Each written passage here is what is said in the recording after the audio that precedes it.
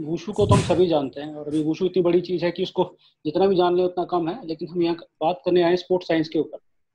तो मैं ज़्यादा आपका टाइम नहीं लेते हुए अब सीधे टॉपिक पे आऊँगा।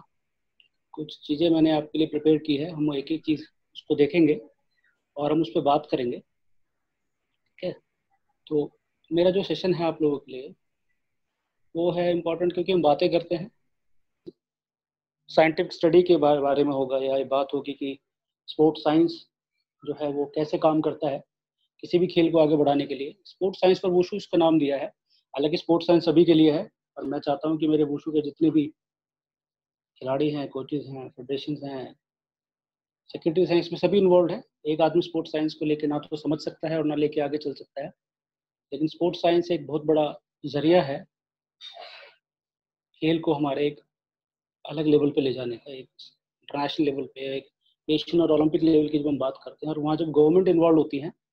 देखिए यहाँ इंडिया में हम प्रैक्टिस कर रहे हैं, पुलेला गोपीचंद हमारे एग्जाम्पल है। उनकी अपनी फैकल्टी है, अपना फंड है, अपना स्ट्रेटेजिक स्टाइल है गेम को डेवलप करने का, और हम में से हर कोई एक आदमी पुलेला गोपीचंद ही है। बस ज़रूरत है उन चीज़ों को समझने की, उन चीज़ों को कोऑर्डिनेट करने की, और स्पोर्ट्स साइंस उसमें एक बहुत बड़ा रोल जो है आपका अदा करता है। तो हम धीरे धीरे सब चीज़ों पे बात करेंगे, क्योंकि ज़्यादा लंबा सेशन नहीं है हमारे पास, तो हम ज़्यादा चीज़ों को नहीं बिखेरेंगे और सीधा पॉइंट पे आएंगे। तो स्पोर्ट्स साइंस को समझने के लिए इम्पॉर्टेंट है कि हम ये समझें कि स्पोर्ट्स साइंस जो है वो वुशु पे कैसे काम करता है। अब और स्पोर्ट्स साइंस में ऐसी कौन कौन सी जो शाखाएं हैं जो हमारे साथ मिलके खेल को वुशु को आगे बढ़ाती हैं। तो स्पोर्ट्स साइंस की अगर आप देखेंगे टेक्निकल डेफिनेशंस भी हैं, साइंटिफिक डेफिनेशंस भी हैं, और ये कहता है कि it's a combination of several different disciplines which focus primary on the scientific principles behind the exercise performance. तो बिहाइंड द एक्सरसाइज, जो आप एक्सरसाइज कर रहे हैं वुशु में, वो हम जो करते हैं वो सभी साइंटिफिक एक्सरसाइज है। और हम ये नहीं बोलते कि सचिन तेंदुलकर अगर वो उसकी क्वालिफिकेशन ज़्यादा नहीं है तो वो स्पोर्ट्स साइंस को नहीं समझता है, लेकिन जो उसकी शॉट्स, जो एक्यूरेसी उसकी शॉट्स की है, उसने मैकेनिकली डेवलप की है, वो उसने एक ना पढ़े हुए प्रिंसिपल्स को भी जान के अप्लाई की है प्रैक्टिकली, और परफॉर्मेंस लेके आया है। लेकिन सचिन तेंदुलकर अकेला नहीं है, बहुत से स्पोर्ट्स साइंटिस्ट हैं, कोचेज हैं जो उसको मेंटेन करते हैं। और सेकंड बात ये परफॉर्मेंस की कह रहा है, तो परफॉर्मेंस तो डिस्ट्रिक्ट लेवल से लेकर ओलंपिक लेवल तक की परफॉर्मेंस की हम बात कर सकते हैं। ऐसे नहीं कि स्पोर्ट्स साइंस की जरूरत एक डिस्ट्रिक्ट लेवल के खिलाड़ी को नहीं है, इसकी जरूरत जो है वो इंटरनेशनल लेवल के खिलाड़ी को भी। हम बाद में डिस्कशन करेंगे, बट हम क्वेश्चन आंसरिंग करेंगे 20 मिनट के बाद। अभी हम जो प्रेजेंटेशन है उसको देख लें एक बार, और आप चाहें तो उनको सेव भी कर लें अपनी स्क्रीन पे। बाद में आपको डिटेल, मेरे पास प्रेजेंटेशन है, मैं आप सबको भेज दूंगा वाई के थ्रू, कोई दिक्कत नहीं है। तो स्पोर्ट्स साइंस क्या करता है, it study the relevant branches of science. Relevant branches कौन कौन सी हैं? स्पोर्ट्स फिजियोलॉजी है, psychology, biomechanics, nutrition, focusing on how this various elements work together to improve physical performance, या स्पोर्ट्स परफॉर्मेंस को ये सब मिलके कैसे, क्योंकि स्पोर्ट्स साइंस को समझना ईजी है, इन ब्रांचेस को भी समझ लेंगे आप, लेकिन ये मिलके हमारी परफॉर्मेंस को कैसे इंप्रूव करेगी और कैसे फ्यूचर में हम ओलंपिक मेडल लाएंगे, वो बहुत इंपॉर्टेंट चीज़ है। आज का वो डिस्कशन टॉपिक है। और इसमें एक बात करी है इसने कि business management skills to produce graduate और capable to career in range of industries. तो स्पोर्ट्स मैनेजमेंट की भी बात करता है स्पोर्ट्स साइंस की। अगर हम इन सब चीज़ों को मैनेज ही नहीं कर पाएंगे, या हम फाइनेंशियल चीज़ों को, कॉम्पिटिशन्स को, ऑपरेशंस को नहीं कर पाएंगे, तो स्पोर्ट्स साइंस जो है वो एक ठीक तरीके से काम नहीं कर पाता है। तो ये एक छोटा सा इंट्रोडक्शन स्पोर्ट्स साइंस का था, लेकिन ये इंट्रोडक्शन भी जो है वो इनफ नहीं है। आपको मैं डिटेल दे दूंगा, मेरे पास लिटरेचर है। इस कन्वर्सेशन के बाद मैं आपको जो है डिटेल प्रेजेंटेशन में आप सभी को भिजवा दूंगा। आपको चिंता करने की जरूरत नहीं है, और आगे भी हम कनेक्टेड रहेंगे भाई के थ्रू, उसकी आपको टेंशन लेने की जरूरत नहीं है। तो हमने बात कर ली कि स्पोर्ट्स साइंस जो है वो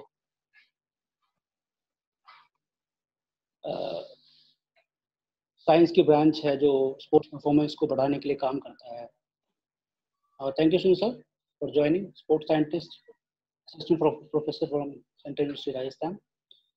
मेन फोकस स्पोर्ट्स साइंस का होता है अंडरस्टैंड करने के लिए relation between exercises and human body from a cellular level all the way through the impact on the whole body.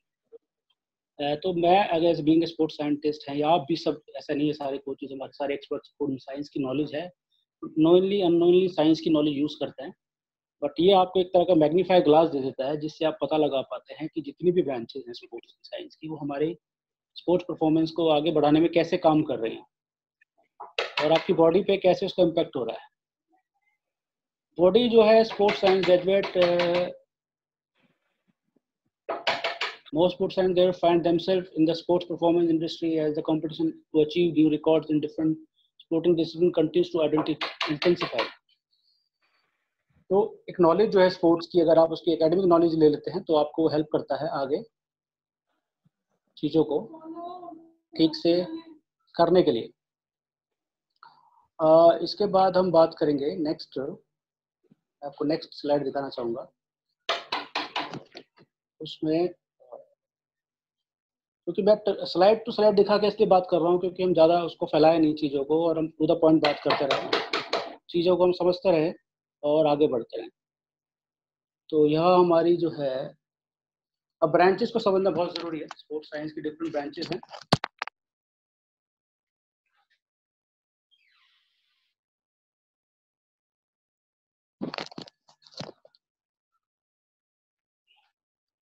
Sports science की डिफरेंट ब्रांचेस हैं। आप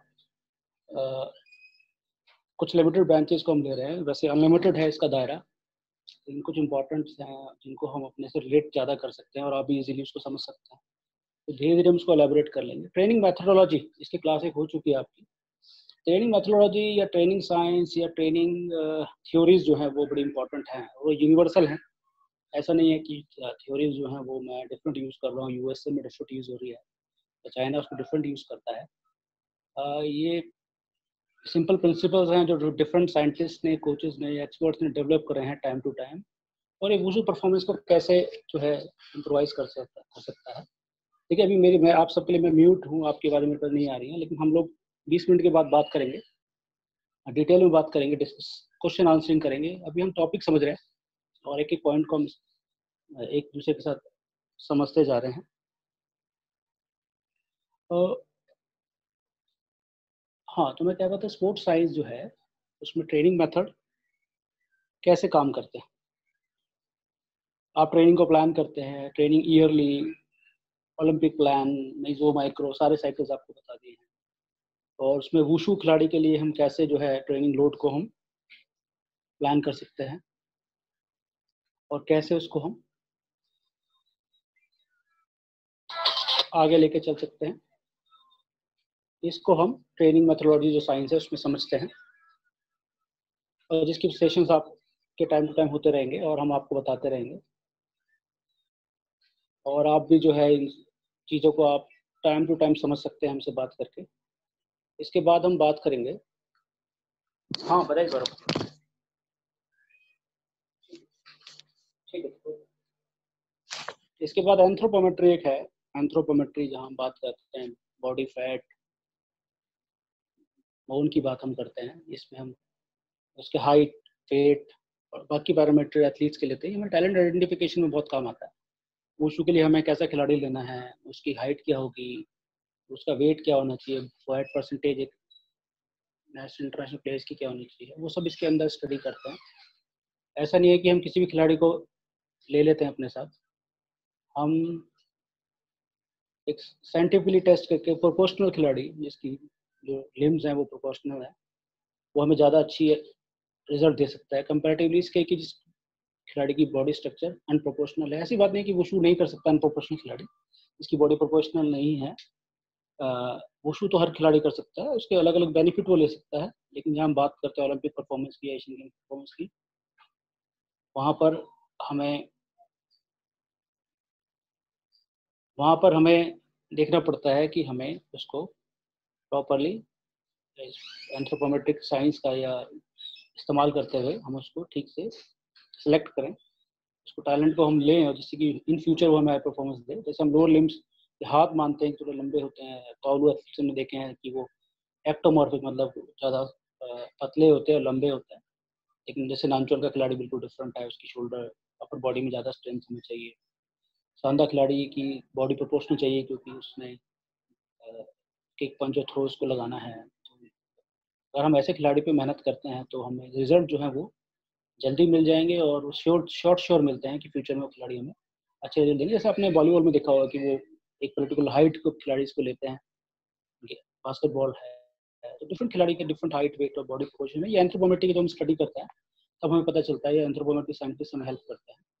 उसके बाद फिजियोलॉजी आपने देखी, ब्रांच ऑफ बायोलॉजी है, जिसमें हम बॉडी के डिफरेंट ऑर्गन्स कैसे काम कर रहे हैं, हार्ट आपका कैसे काम कर रहा है, लंग्स कैसे काम कर रहा है, कितनी आपको VO2 मैक्स चाहिए, VO2 max oxygen consumption capacity है कि लंग्स आपके कितनी ऑक्सीजन को अब्जॉर्ब करते हैं और केवल बॉडी मसल से पहुंचाते हैं।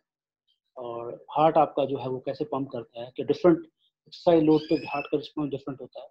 मुझे याद है कि 2008 बीजिंग ओलंपिक्स में हम लोग गए थे इसी प्रेजेंटेशन को लेके, जहाँ पे हमने रिलेट किया था, डिफरेंट हाइट बीट्स को रिलेट किया था, या कहें कि डिफरेंट लोड्स पे हमने इसको स्टडी किया था और ये देखा था कि डिफरेंट लोड पे हार्ट की जो रिस्पॉन्स है वो अलग हो जाता है। तो ये सब हमें हेल्प करती है फिजियोलॉजी, और हम टाइम टू टाइम अगर फिजियोलॉजिकल टेस्ट करते रहते हैं तो हमें अपने खिलाड़ी को मॉनिटर करने में ईजी रहता है। और इसके कुछ सिंपल टेस्ट हैं जो हम खुद भी सीख सकते हैं, और कुछ ही हमें साइंटिस्ट की हमें या रिसर्चर्स की हेल्प की जरूरत पड़ती है।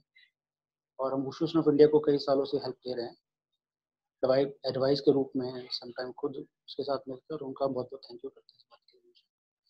तो ये हमारी 2 ब्रांचेज़ आपने देखी, आपने ट्रेनिंग मेथड देख लिया, आपने फिजियोलॉजी देख लिया, आपने एंथ्रोपोमेट्री देख ली। हम एक-एक टॉपिक्स पे आपसे बात कर रहे हैं, उसको कोशिश कर रहे हैं कि आपसे कहीं न कहीं रिलेट करें, जिससे कि आप उसको ज़्यादा बेटर तरीके से ले सकें। इसके बाद एक और आपकी स्लाइड आ रही है, जिसमें हम साइकोलॉजी की बात करते हैं। मनोविज्ञान, मैं बताऊँ आपको, हम सभी जो है 50% तो साइकोलॉजिस्ट हैं, सारे कोचेज़, एक्सपर्ट्स हैं। क्योंकि आप बच्चे से डील कर रहे हैं, उसकी फैमिली से, सर्कमस्टेंसेस से, और उनको मेंटली बूस्ट अप करते हैं और उनका हौसला बढ़ाते हैं जब भी वो फर्स्ट हो जाते हैं स्टेट, नेशनल, इंटरनेशनल्स में या ट्रेनिंग के दौरान भी। ये बहुत इंपॉर्टेंट चीज़ है। एक्सपर्टाइज़ की, हाँ, मैं कहूँगा इसमें थोड़ी ज़रूरत पड़ती है, क्योंकि कुछ टेस्टिंग है जो स्पोर्ट्स साइकोलॉजिस्ट ही कर सकते हैं, जैसे मोटिवेशनल है, एंग्जायटी टेस्ट हैं, बहुत सारे सिंपल टेस्ट हैं, जो आप भी अगर क्वेश्चन वाइज़ वगैरह देखेंगे तो ईज़िली कर पाएँगे। वो हम आपसे डिस्कस करेंगे फ्यूचर में।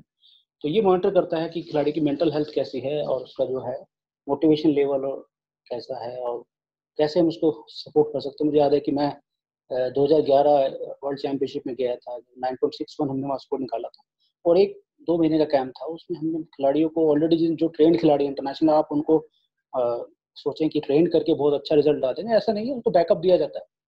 और उस समय हमने मेंटल बूस्टअप उनका किया, उनको याद दिलाया कि जो वुशु निकला है, ये बौद्धिलामा इंडिया से लेके गए थे, और हम चाइनीज़ से किसी भी मामले में या वर्ल्ड के किसी भी खिलाड़ी के किसी भी मामले में कम नहीं है, और उनकी जो एबिलिटीज़ है उन्हीं को हमने याद दिलाया था। तो ये वही खिलाड़ी थे जो 9 पॉइंट्स के अराउंड स्कोर लाते थे, और 9.61 भी निकाला, और आज तो 9.7 तक हम चले गए हैं। तो ये ट्रेडिशनल डेवलपमेंट है खेल की, ये भी स्पोर्ट्स का साइंस का ही पार्ट है।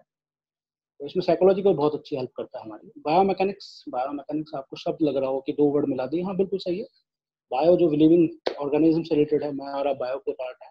मैकेनिक्स जो भी मैकेनिक्स या फिजिक्स के लॉ हमारे ऊपर काम करते हैं, वो बायोमैकेनिक्स में हम डील करते हैं। जैसे आप अगर स्कूटर या टायर या गाड़ी भी आप देखते हैं, तो वो सब मैकेनिकल चीज़ें बनी हुई हैं, और आप उसमें एंगल की बात करते हैं, उसमें फोर्स की बात करते हैं, आप उस देश की एक्सेलरेशन कम है, इसकी स्पीड कम है। तो जब आप उसके बारे में समझते हैं मशीन्स के बारे में, तो ये ह्यूमन्स के बारे में भी सेम है। हमारी स्केलेटन सिस्टम एक मैकेनिकल चीज़ देता है, मसल्स फोर्स है हमारे पास, बॉडी कैसे कौन से प्रिंसिपल से काम करती है, एक्शन रिएक्शंस, न्यूटन्स के लॉ को हम कैसे इस्तेमाल करते हैं, ये सब बायोमेकेनिक्स में स्टडी करते हैं। और इसमें आप बीइंग ए कोच भी आप इसको स्टडी कर सकते हैं, या आप हेल्प ले सकते हैं एक्सपर्ट्स की, अपने खिलाड़ियों की आप वीडियो रिकॉर्डिंग करके उनके मैकेनिकल मूवमेंट्स को स्टडी कर सकते हैं कि वो कहाँ लैग कर रहे हैं, जैसे उनकी कोई एंगल कोई गलत है, या कोई वो एक्सरसाइज गलत कर रहे हैं, जैसे इंजरीज उनको हो रही है।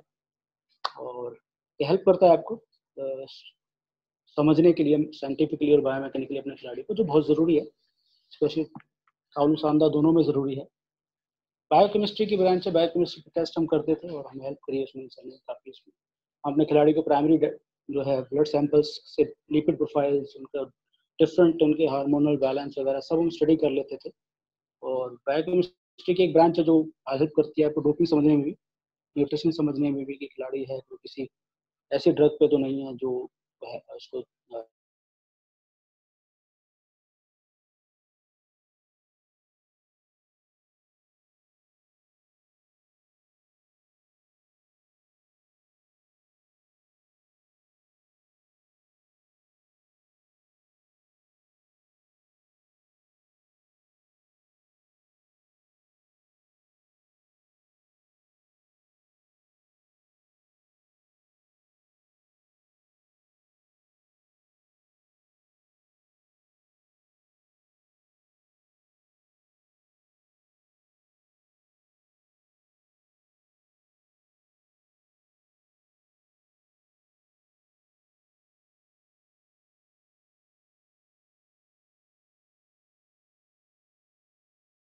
हेलो हेलो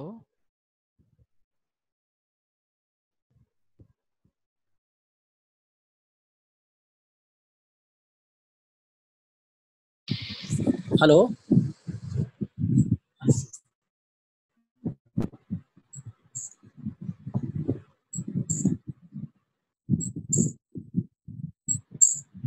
हेलो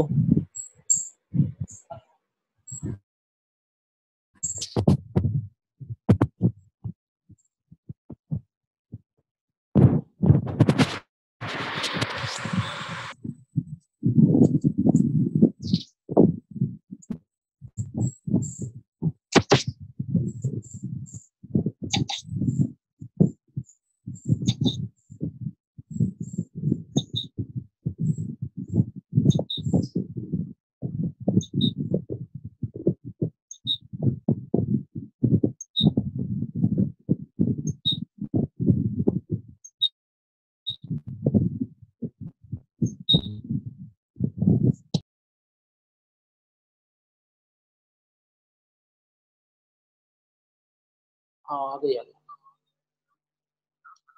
हाँ बताइए।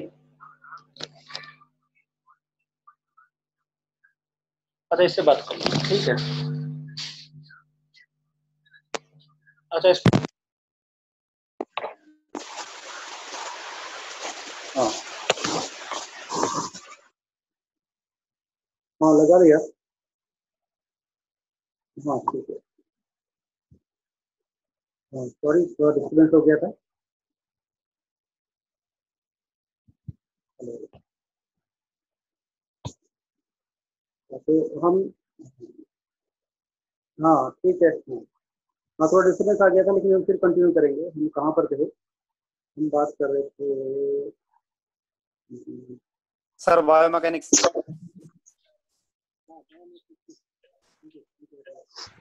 एक्चुअली मैं स्क्रीन को शेयर कर रहा हूँ पर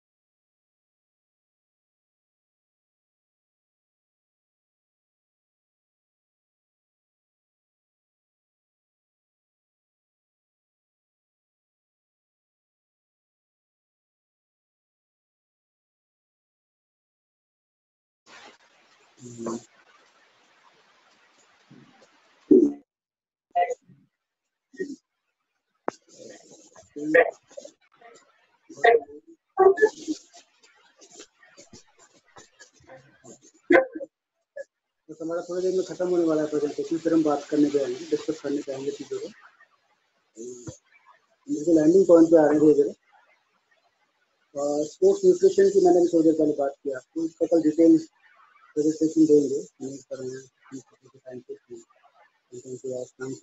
बेसिकली आप स्पोर्ट्स न्यूट्रिशन या न्यूट्रिशन को ऐसे समझिए, साइंस है, प्रोसेस है कि बॉडी को कैसे न्यूट्रिएंट हमारे मिल रहे हैं, प्रोटीन, फैट, कार्ब्स हमें कैसे मिल रहे हैं और वो कैसे वर्क करते हैं बॉडी के अंदर। तो एक खिलाड़ी को शानदार तालु को एक कैटेगरी वाइज कितनी हमें एनर्जी की रिक्वायरमेंट है डे टू डे वाइज, ये चीज़ हम स्पोर्ट्स न्यूट्रिशन में स्टडी करते हैं और स्पोर्ट्स न्यूट्रिशन के साइंटिस्ट या एक्सपर्ट हमें गाइड करते हैं। तो कोच भी जो है कई बार मैंने देखा है कि वो भी खिलाड़ी को मोटिवेट कर रहे होते हैं कि आप ये प्रोटीन ले लीजिए या वो कार्ब ले लीजिए, ये प्रोटीन खा लीजिए।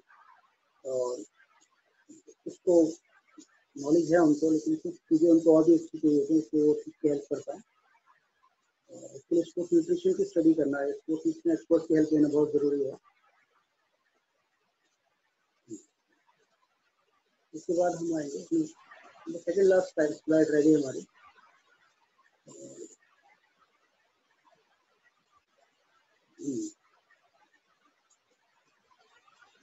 स्पोर्ट्स मेडिसिन लेकिन हमें हेल्प करते हैं, लेकिन डॉक्टर्स हैं हमारे, फिजियोज हैं, नेशनल्स हैं, ये सब हमें हेल्प करते हैं। क्योंकि आपने देखा हुआ कि हम भी मेडिकल सर्टिफिकेट मांगते हैं बिफोर द कॉम्पिटिशन और इंटरनेशनल में भी।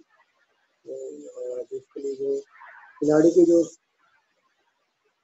स्पोर्ट्स मेडिसिन की रिक्वायरमेंट है वो नॉर्मल पर्सन से अलग होती है।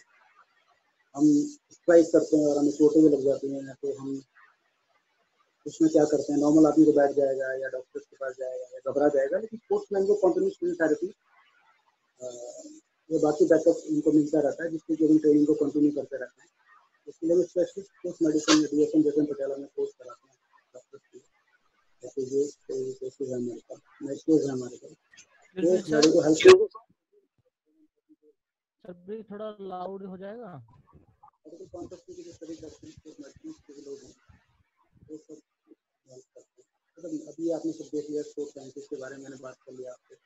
अब आप सोचेंगे कि ये और इन्फॉर्मेशन हमें कहाँ से मिलेंगे, हम ऐसे कौन से शॉर्ट कोर्स कर लें कि हम भी स्पोर्ट्स साइंस को और ट्रेनिंग इम्प्लीमेंट कर पाएँ, परफॉर्मेंस के लिए हमारी एसोसिएशन या हमारे खिलाड़ी कोर्सेज इस्तेमाल करते हैं। तो इसके लिए मैंने आपको लिंक भेजे हैं, डिफरेंट कोर्सेज हैं through out NS Patiala to central university, Rajasthan to Gujarat, her state में हर जोन में हमारे पास यूनिवर्सिटीज हैं जहाँ पर आप स्पोर्ट्स कोर्स कर सकते हैं, स्पोर्ट्स कॉन्सेप्ट, या आप समर कोर्सेज में जा सकते हैं या फुल कोर्सेज भी हैं, और ये आपको हेल्प करेगा तो इसको समझने में और अच्छी तरह से इसी को इम्प्लीमेंट करने में।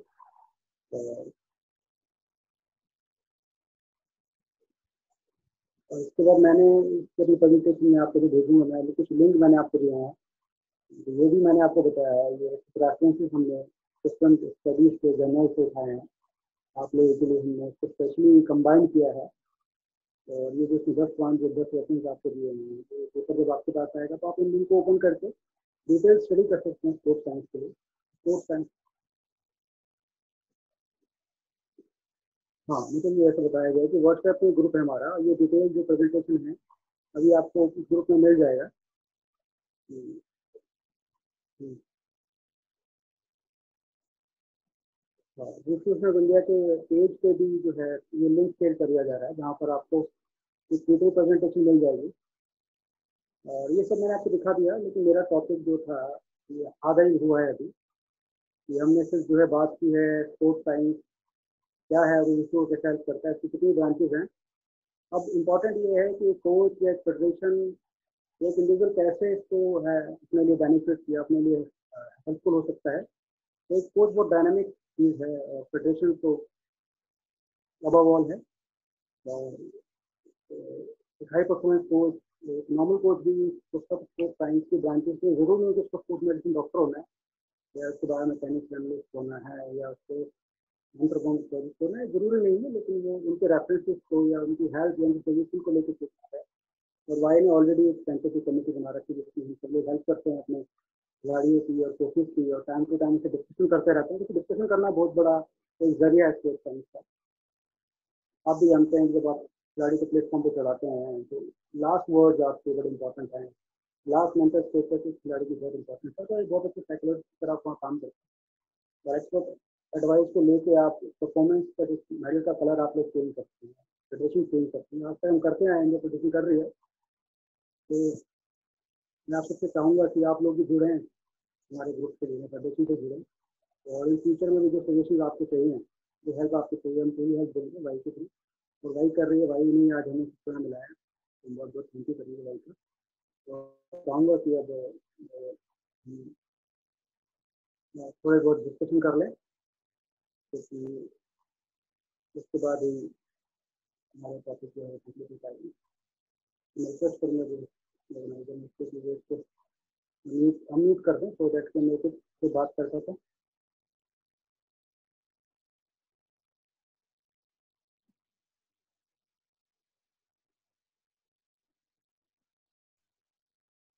हाँ, बात कर लेंगे, 10 मिनट बात कर लेंगे, कोई दिक्कत नहीं।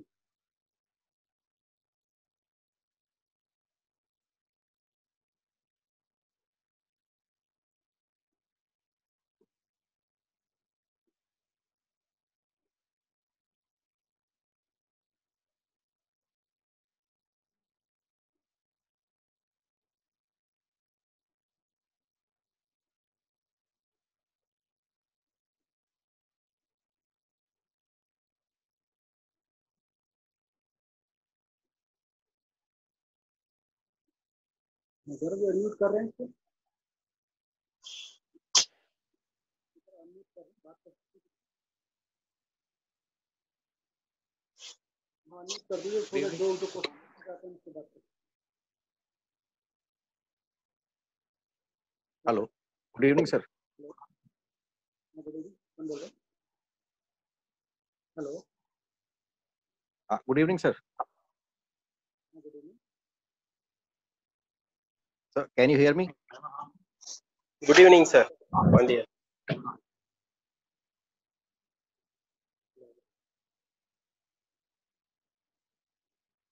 हेलो,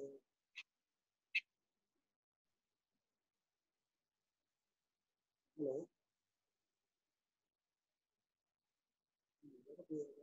मेरे को सब ये जो है ना अनम्यूट नजर आ रहे हैं, और मेरे स्क्रीन के ऊपर ना उनके माइक अनम्यूट नजर आ रहे हैं। हाँ, तो कैसे करेंगे, एक एक करके खोल दें या सभी को एक साथ खोल दें? अच्छा ठीक है, तो पहले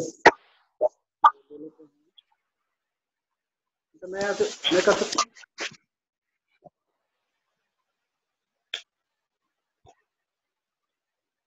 अच्छा, मैं बोलूँ, कोई भी एक क्वेश्चन पुट कर सकता है, एक एक करके क्वेश्चन पुट करेंगे तो ठीक रहेगा।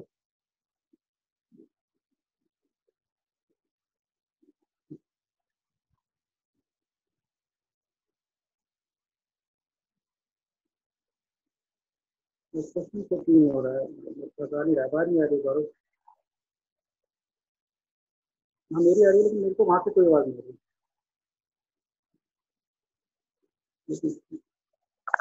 हेलो, हेलो,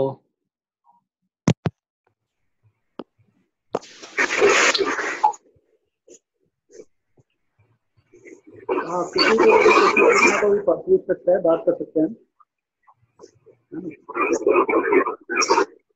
हाँ नहीं तो हमें क्या इससे पूछ सकते हैं, हम इसके ऊपर भी पूछ सकते हैं।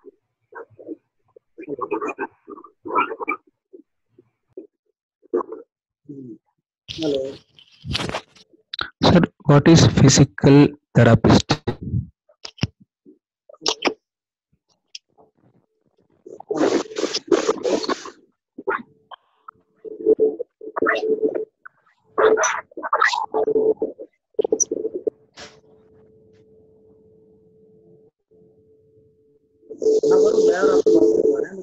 बात नहीं करता हूँ।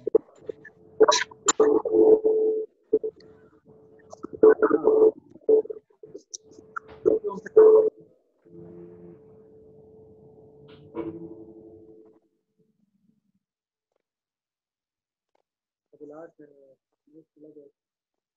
संदेश है, पांडे जी है, आनंद है, साक्षी है, राहुल। विवेक सर हेलो।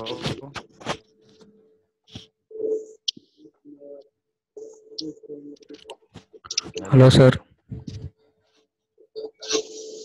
उनका पूजर है।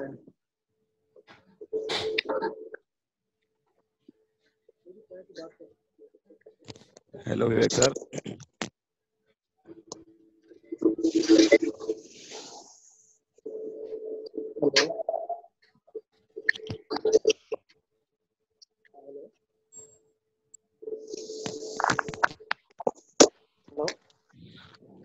हेलो। हाँ सर, हाँ बोलो अभिलाष। हेलो अभिलाष, आवाज आ रही है? हाँ सर आ रही है, मुझे आपको मेरी आ रही है? हाँ अभिलाष आ रही है भाई, बता। सर हम अपने जो रिजल्ट हैं वुशु के एट प्रेजेंट इंडिया में, इसको एनालिसिस करने के लिए कौन कौन से स्पेसिफिक टेस्ट ले सकते हैं?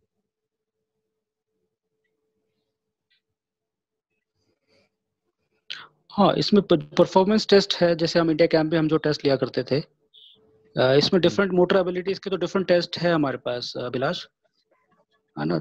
और इसमें कुछ हमने ऑफर के टेस्ट भी लिए हैं। ऑफर के टेस्ट क्या है, देखो ऐसा ना, टेस्ट के लिए आपको नॉर्म्स चाहिए होते हैं। नॉर्म्स भी दो तरह के होते हैं, एक तो नॉर्म्स है, साइंटिफिक नॉर्म्स है हमारे पास, ऑलरेडी रेडीली अवेलेबल हैं अभिलाष। जो ऑफर है, ऑफर आपको हेल्प करता है, क्योंकि इसके बाद नॉर्म से तो आप इजीली परफॉर्मेंस को ट्रेस कर सकते हैं एक सेल्फ मेड या कोच मेड बेस्ड होते हैं जिसको आप खुद ही वैलिडेट करते हैं, और आपको पता है कि बीइंग ए कोच आपको पता है कि खिलाड़ी में जो है, इस खिलाड़ी में ज़्यादा अच्छी स्ट्रेंथ है या इसमें ज़्यादा अच्छी स्पीड है या फ्लेक्सिबिलिटी है, तो कुछ टेस्ट जैसे आप सेल्फ मेड भी उसको डिज़ाइन कर सकते हैं, और कुछ आपके जो है ऑलरेडी एग्जिस्ट साइंटिफिक टेस्ट हैं वो आप कर सकते हैं। तो इसमें डिफरेंट डिफरेंट, देखो जो आप बात कर रहे हैं वो हम फिजिकल फिटनेस की टेस्ट की बात कर रहे हैं, है ना, वीक है ना। और सेकंड है उसका स्किल्ड बेस्ड टेस्ट है कि कौन सा बच्चा जो है दोनों में से स्किल में कौन सा अच्छा है। जैसे आप तावलू के जज हैं तो आप स्कोरिंग करते हैं आउट ऑफ 10, तो आपको पता चल जाता है कि कौन सा बच्चा दूसरे खिलाड़ी से ज़्यादा अच्छा है टेक्निकली। तो टेक्निकली तो आप जाओ मत कहीं भी, टेक्निकल तो आपको तावलू और सांदा की फाइट या इवेंट है। जहाँ तक फिजिकल फिटनेस की है तो उसमें डिफरेंट मोटर एबिलिटीज है, आपकी स्ट्रेंथ है, स्पीड है, फ्लेक्सिबिलिटी, उसमें डिफरेंट आपकी जो है मोटर एबिलिटीज है जिसको आप टेस्ट कर सकते हैं। स्ट्रेंथ है, स्पीड है और फ्लेक्सिबिलिटी है। फ्लेक्सिबिलिटी का टेस्ट है आपका।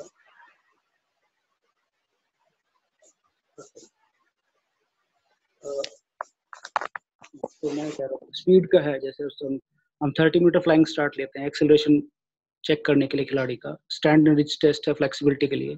एक्सप्लोजिव जो लोअर बॉडी के है, स्टैंडिंग ब्रॉड जंप है या वर्टिकल जंप है, ये हमें हेल्प करते हैं हमारी लोअर टोर्सो में पता करने के लिए।